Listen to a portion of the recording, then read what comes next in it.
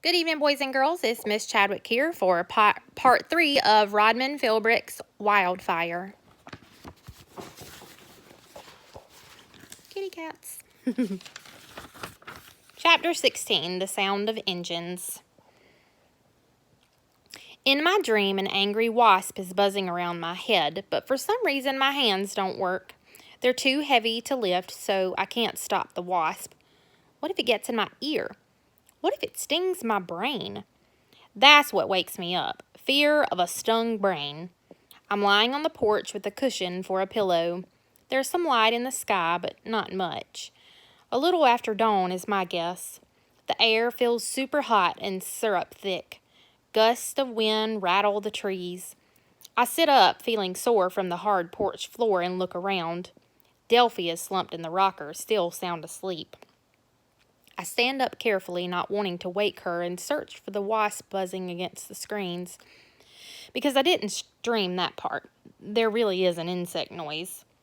No, wait, not an insect. A distant engine like a chainsaw or maybe a dirt bike.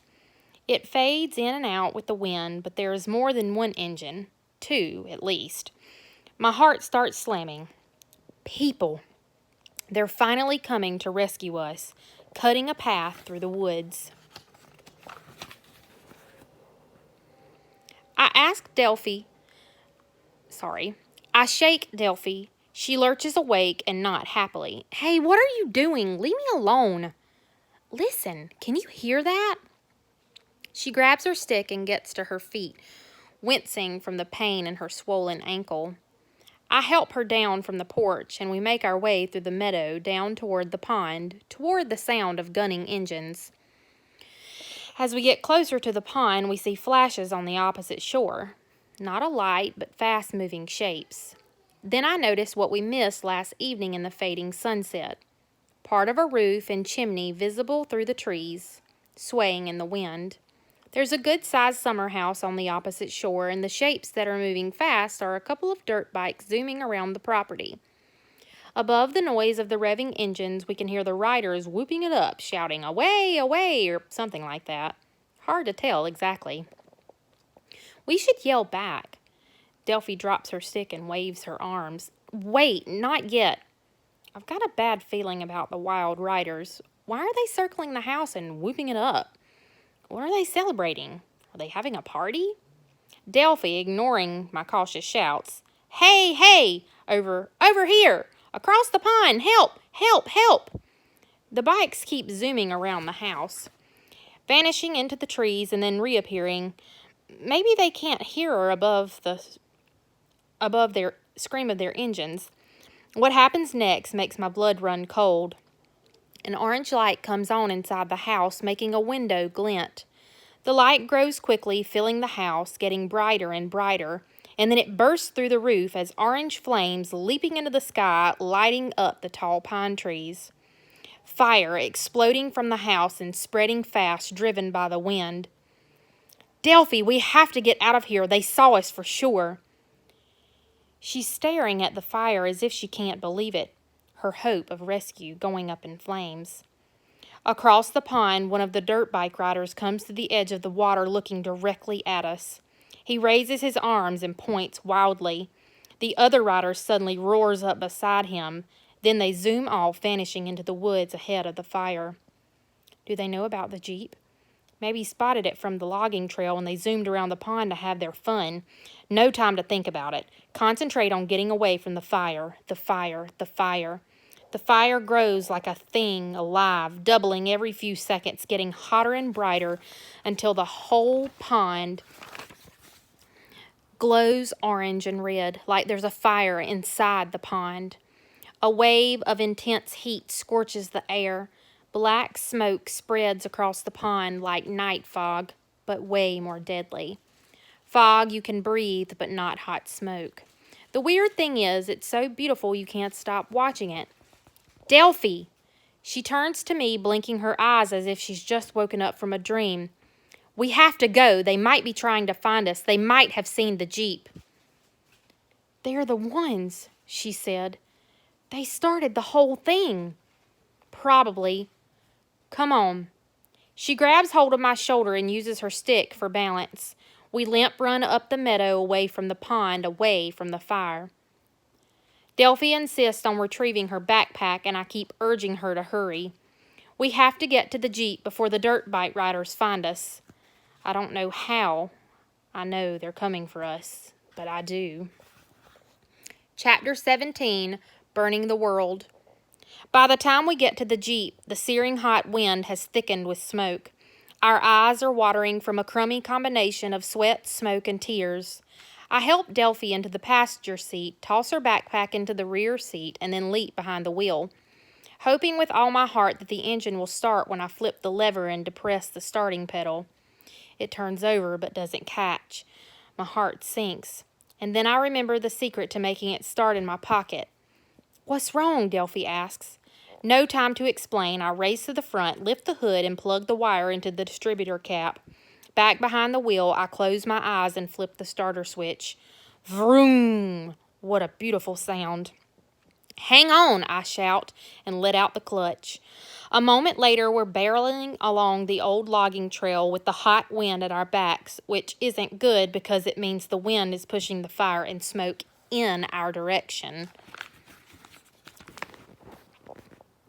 But going the other way would have taken us back into the fire, so this is our only option.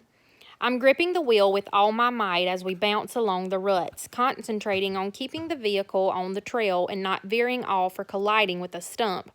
The thing is, with my eyes watering, I'm not seeing all that good. "Look behind," I shout to Delphi. "Is it catching up?" "I don't know. Maybe the whole sky is on fire." I press down on the accelerator until the pedal hits the floor.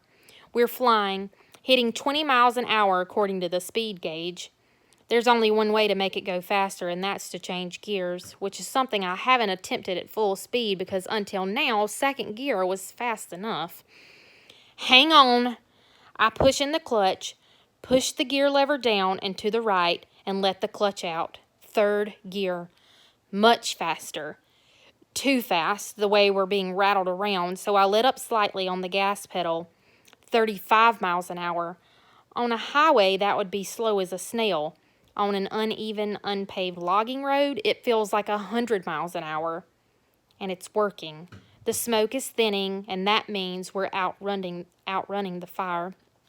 The smoke is thinning, and that means... Oh, I read the same sentence twice. Which doesn't make my heart pound any less. We need to get far away. Miles and miles. Back at the pond, the fire moved like a sprinter, racing from a cottage roof to a full-blown wildfire in minutes. Everything's so dry, just waiting to explode into flame. And those dirt bikers racing around like gleeful devils, chanting, "Away, away," and burning the world. Did I hear them wrong? Was that really what they were shouting? And why does it sound so familiar? One thing I know for sure. The bikers spotted us from across the pond. Me and Delphi are witnesses to a crime. Does that mean they'll try to run us down? Shut us up? Maybe the fire scares them more than we do. If it was me, I'd want to have the wind in my face pushing the flames in the opposite direction. Fastest way to get clear and safe. And besides, we weren't close enough to see their faces, let alone identify them. That's what I keep telling myself as we slam along the ruts, teeth rattling.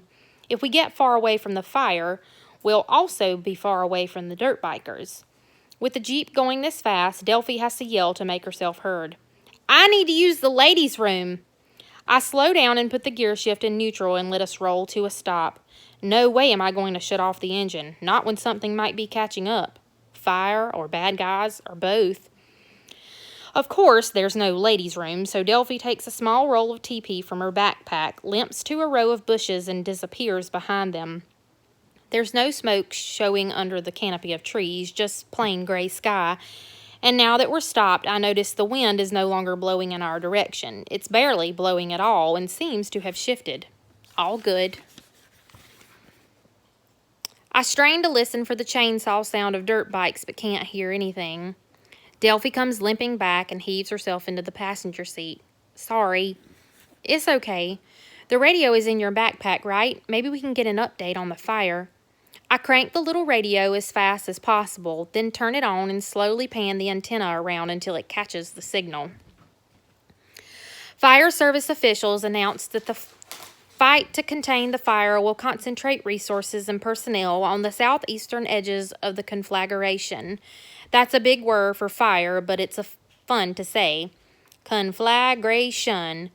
They explained that the northern areas are thinly populated, whereas in the south, 6 to a dozen towns and villages are under threat.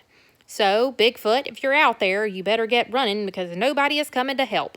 Just kidding, rock and rollers. I'm raising my mug of morning coffee and a toast to our brave firefighters who are risking their lives to contain this awful blaze.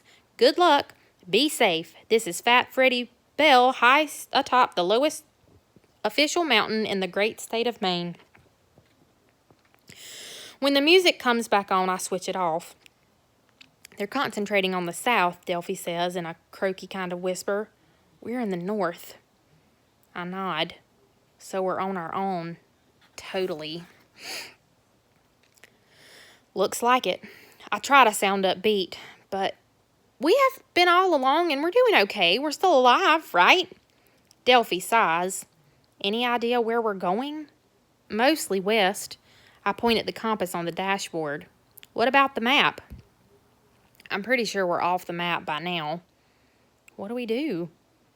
I shrug. Keep driving until we bump into a real road or a fire crew or somebody. But not them, Delphi shudders. Not those creeps. Not then, I agree. I can't believe I waved at those jerks. Doesn't matter now. We're making good progress. I get the Jeep back up to third gear and keep going for what must be a solid hour, chalking up the miles, figuring maybe 80 more miles in the tank before we run out of gas. Not sure how far away from the fire we've gotten because the old logging road meanders around looking for a level pathway through the deep woods, deep and getting deeper. The spruces and pines are much taller here, towering into the gray sky, blocking sunlight. Kind of spooky, really, like if you turned your back, the giant trees might come alive. Of course, they are alive, but you know what I mean. I'm thinking about how I'll describe all this to Mom, how I'll make it a really good story when we come around a corner and everything changes. Standing tall in the pathway is a great big moose. A big bull moose with antlers like radar scoops, and he's not about to move. I jam on the brakes. We start to skid, turning sideways as I fight for control. The wheels hit the ruts the wrong way, and suddenly we're flying through the air. Chapter 18. It's a girl thing. By rights, we should be dead. In a forest full of sharp branches and big rocks, we're somehow flung into a thick patch of soft ferns. I land on my back hard enough to knock the breath out of me. I turn over onto my hands and knees, gasping for air. 10 feet away, deep in the ferns, I see Delphi with her big eyes wide open, staring in amazed confusion. What happened? She asks. Moose, is all I can manage to say. I mean to your Jeep. I thought it was going to land on top of us. I crawl out of the ferns onto the logging road and can't believe my eyes. The Jeep is up on its side, undercarriage exposed, leaning against a tree, one tire still spinning. Delphi's right. If the tree hadn't been there to block it, the vehicle might have killed us both. The moose is gone, vanished back into the woods. Delphi limps over, puts a hand on my shoulder. I'm so sorry. I know that Jeep was like your friend or something.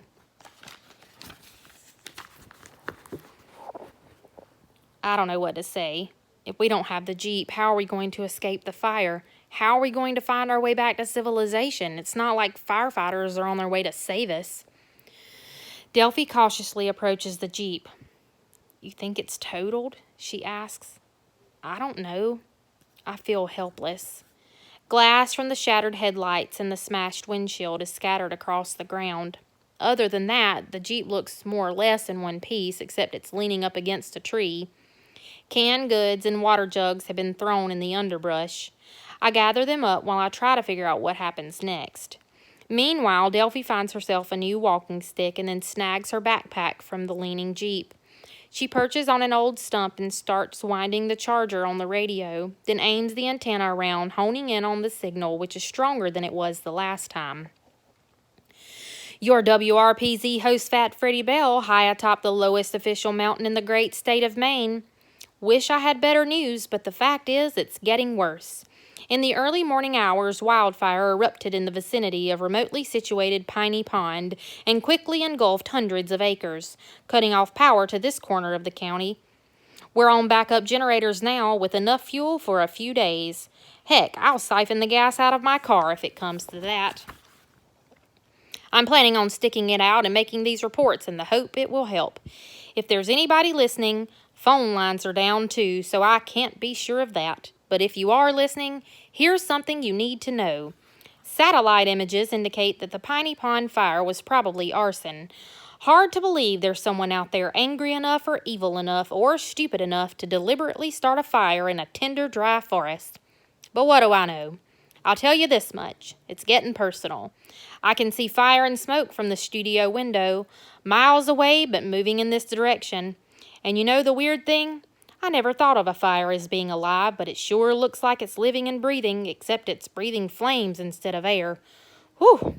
Forecast says there's a chance of thunderstorms later in the day. Sure hope they're right, because boy, oh boy, do we need rain. The sound fades out, turning to static, and Delphi stares at the little radio. I can't believe it. We were there, Sam. We were right there watching when those two creeps started the fire, hundreds of acres out of control, and nobody knows who did it but us. We don't know who did it. Not really, except they were guys on dirt bikes. Young guys with long faces and blonde beards, tattoos on their arms. Are you serious? All I saw was the bikes. You must have eyes like an eagle. You noticed the bikes, I noticed the boys. She smiled. It's a girl thing. I make a pile of canned goods, sorting them for nourishment. There's only so many we can carry if we're on foot, and we'll have to make them count. What's the plan? Delphi wants to know, limping over to inspect the cans. We have to keep moving. If those dirt bikers come this way, we're toast. Same for the fire. Do what you have to, but I'm not walking. She's defiant. See this swollen ankle? The more I walk, the worse it gets. There's only one thing to do. One thing that makes sense. What's that? Fix the stupid Jeep. How? Her grin gets bigger. We do what the Greeks do.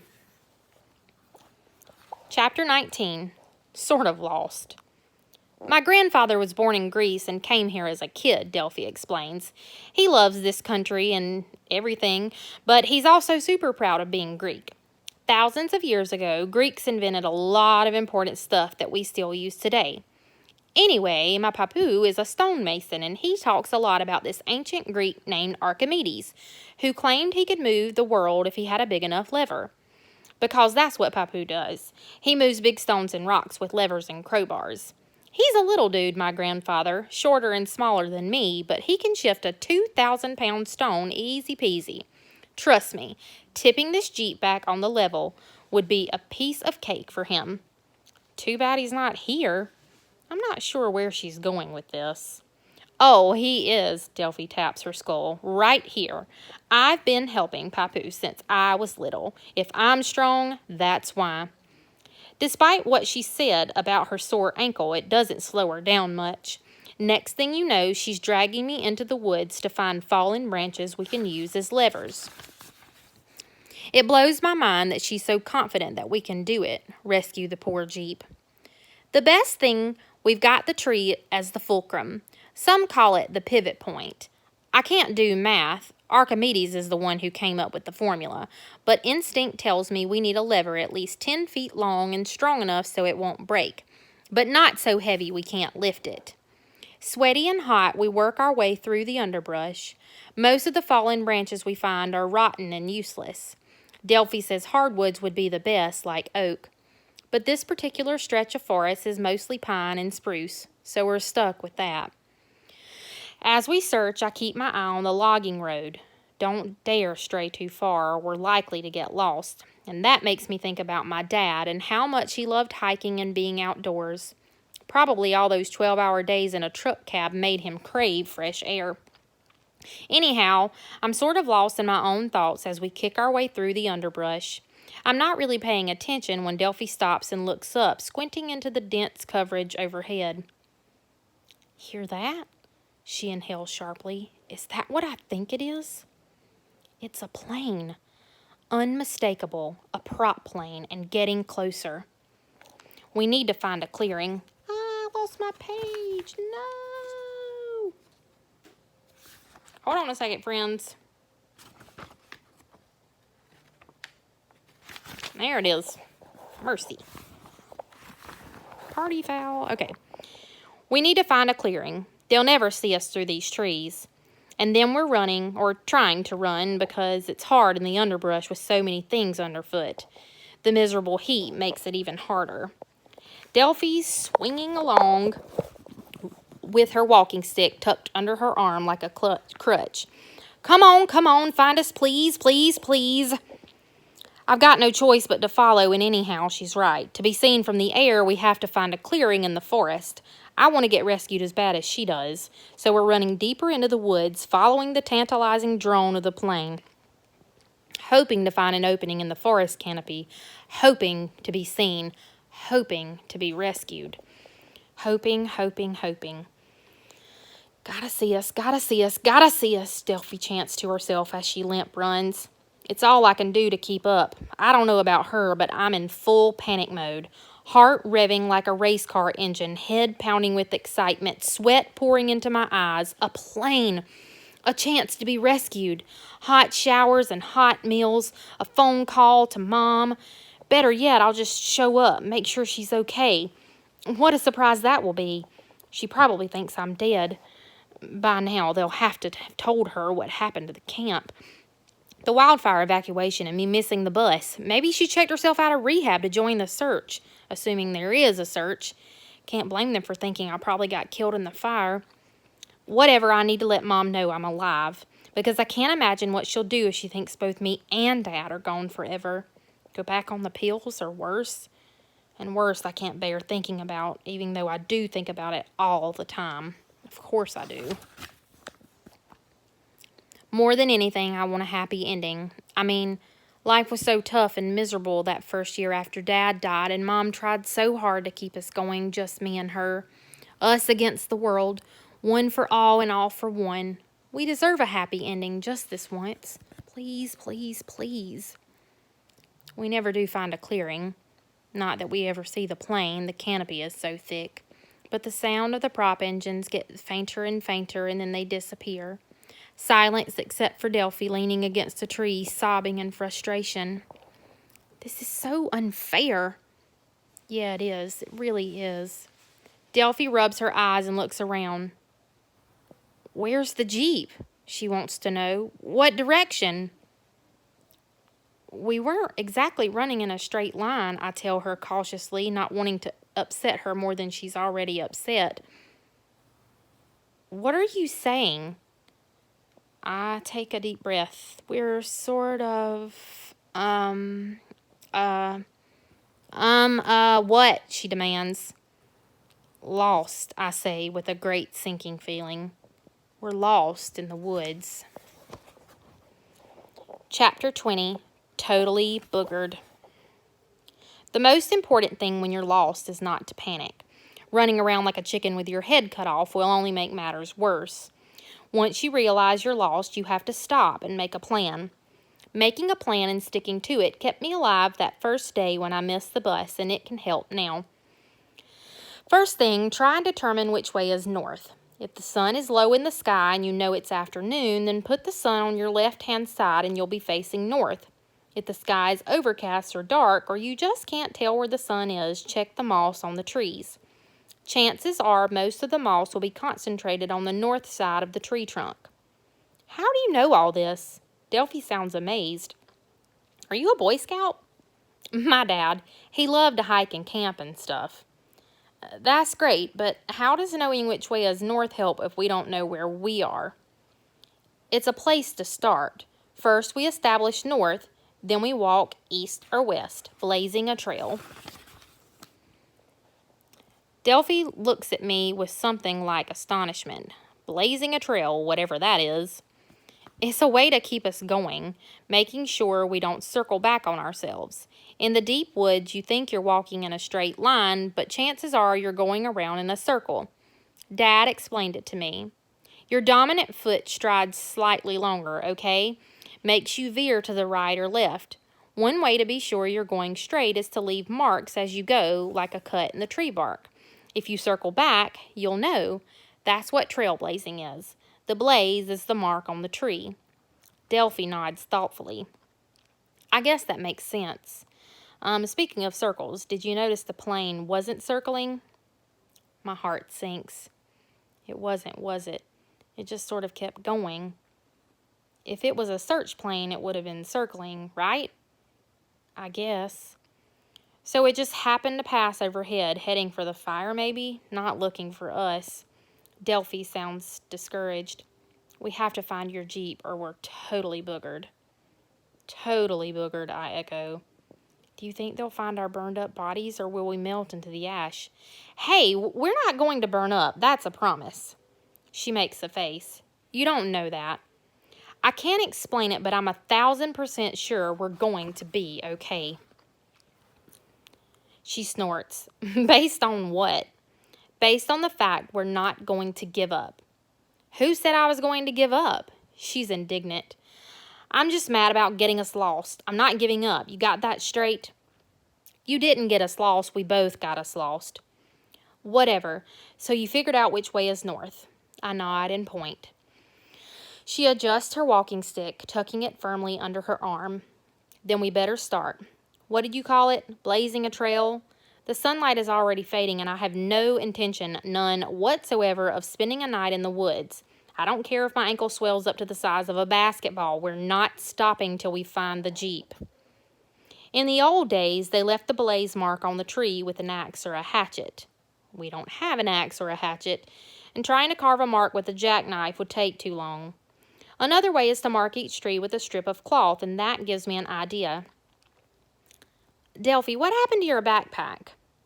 Left it by the tree stump near the Jeep. Why? Discouraged, I explain about using strips of cloth for markers. She gets a funny look in her eye. Maybe I can help with that. Turns out she's wearing a swimsuit under her clothes from that first night she spent in the woods. Whoever was supposed to meet her, they had planned on swimming in the moonlight. I didn't want him to think I'd go skinny dipping, so I wore a one-piece. She sounds ticked off, so I keep my trap shut. Stay where you are, Sam. Be right back.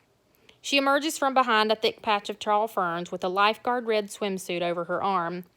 I cut it into strips with my jackknife. It takes a while. Delphi looks on with a sour expression. I don't think ruining the swimsuit is what bothers her. More like being reminded that her friend never showed up. Whatever, she takes a handful of the bright red strips and helps me mark the trees as we hike through the dense woods. It's hot, miserable work. My gut tells me the logging trail is to the east, and I'm pretty sure that's the way we're heading. We tramp maybe a mile through the dimming forest, dry pine needles crunching under our feet, making sure we're never out of sight of the last tree marked, trying to keep in as straight a line as possible. Nothing. No logging trail, just more trees. So much for my stupid gut. It's going to be dark in a few minutes. Delphi's voice is full of dread. Double darn rat puke. She laughs. Is that the best you can do? I pledged not to swear. You really are a Boy Scout, she says with something like affection. Good for you and lucky for me. Okay, so what do we do next? It's not like we have a lot of choices. Before the last of the light fails, we pick out a nice big tree and sit with our backs against the trunk.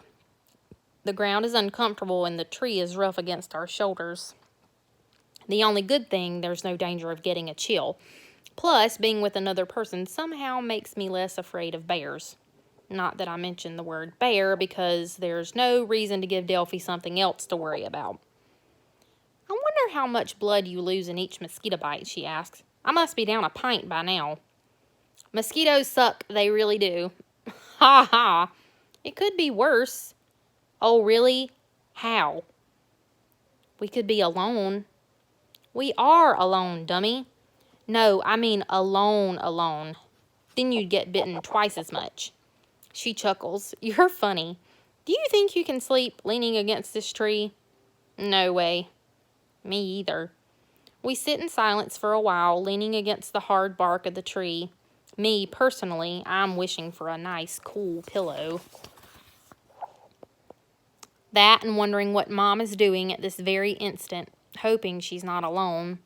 She had friends before the pills got in the way, but true friends would keep her company in an emergency, wouldn't they? I'm not sure, and that makes me sad and worried. Delphi breaks the silence. Can I ask you a question, Sam? It's like really personal. Okay. What happened to your father? You don't have to answer if you don't want to. I shrug. He's dead. I figured that, but how did he die? So I tell her. Chapter 21, Secret, Sad, but True. No need to gross Delphi out with the gruesome details, so I give her the general idea. That Dad was a civilian truck driver in Afghanistan, making really good money, and there was an accident and he didn't survive. I don't mention what kind of tanker he was driving or exactly how he was killed because I can barely stand to think of it myself, even though it's always there in the back of my head. It's kind of amazing I can talk about my dead father without freaking out, but after 3 years, it's my reality. A terrible thing happened, and no matter how much you ache to have him back, it can't be changed. That first year was the worst, with some days worse than the others, like his birthday and every holiday and Sunday nights and especially Christmas. Me and Mom went to grief counseling, and that helped a little, but it never goes away. You just have to live with it, and one thing I know for sure, Dad wouldn't want us to be sad forever. Not all the time. No way. He loved us way too much. After I finish, Delphi doesn't say anything for a long time, and then she goes, Hey, Sam? I got lucky when you drove by. You saved my life, so thanks. And I'm sorry for thinking you were some little dork showing off with a stolen Jeep. You're an amazing person, and your father would be so proud. Huh, I don't know about that. My dad thought letting yourself get lost in the woods was really lame. That was an accident, she says earnestly. An accident, okay? We got excited by the plane. It would have happened to anybody. We'll find the trail, Delphi, as soon as the sun comes up. How's your ankle? Fine, sort of. It only hurts when I put weight on it. We sit quietly together, propped up against the scratchy tree, not talking about the fire or how it might catch up, but it's always there in the back of my mind. It's full dark now. I can barely make out my hand in front of my face, and night noises are starting. A brittle creaking from the tall trees as they react to the warm wind, a flutter of wings, birds taking shelter in the pine and spruce branches, or so I hope. Something light and furtive paddling over the pine needles. What lives in these woods? Best not to think about it. Best to cover the mysterious noises with the sound of our voices. Maybe that will scare the critters away. I say, can I ask you a personal question? What were you doing out in those woods in the first place if you were going swimming? That was dumb, huh? Can you keep a secret? I swear. Okay, she sighs. I was supposed to meet this guy, Jason Dean. He's a counselor at your camp. We've been texting, just plain texting, nothing bad. We never met in person, and my 2 weeks were almost over, so finally he texted for us to meet up on this trail behind my camp after lights out, and we'd go to a good spot he knew on the lake. And he never showed? She laughs, but not a funny laugh. An angry, hurt kind of laugh. What was I thinking? That a super cute guy like Jason would actually want to meet me? In his first text, he said he had his eye on me, as if. What a joke. And there I was with a swimsuit and a beach towel. Pathetic. I'm sorry. The really stupid thing, I waited until after midnight because he kept texting he'd be there any minute. That went on for hours. I bet they were laughing themselves sick, him and his friends, pranking this pathetic loser girl. You're not a loser, she says scornfully. No, big and tall might be okay for some girls, but me? You think I don't know what I look like? Big, friendly giant. Ho, ho, ho. Delphi, stop. There's nothing worse than when someone's hurting and you can't do anything about it. She takes a deep, shuddering breath. Let's get one thing straight. I'm not crying because of Jason Dean. I'm crying because mosquitoes are eating me alive and I'm thirsty and hot and hungry and tired and wish I was anywhere but here. She pauses. No offense. None taken. Are there bears in these woods? Tell the truth. Not in this part of the forest, I lie. Bears aren't the only lie, because I know for a fact there's no counselor named Jason Dean at Camp Wabanoski. Whatever rotten person pranked Delphi, he was too cowardly to use his own name. All right, that is all for this evening. So, hi! I will see you guys tomorrow. I know it's the first time I've shown my face. I just kind of been sitting here reading to you guys. I hope everybody is doing okay at home. When we finish Wildfire, I do have some other books that we can read. So I will be finding some other things for us. I miss you guys so much. I hope you're getting your work done. Please don't hesitate to leave me a question or a comment if you need anything, or if you just want to say, hey, I'd love to hear from you. So you guys have a great day, and I will see you later.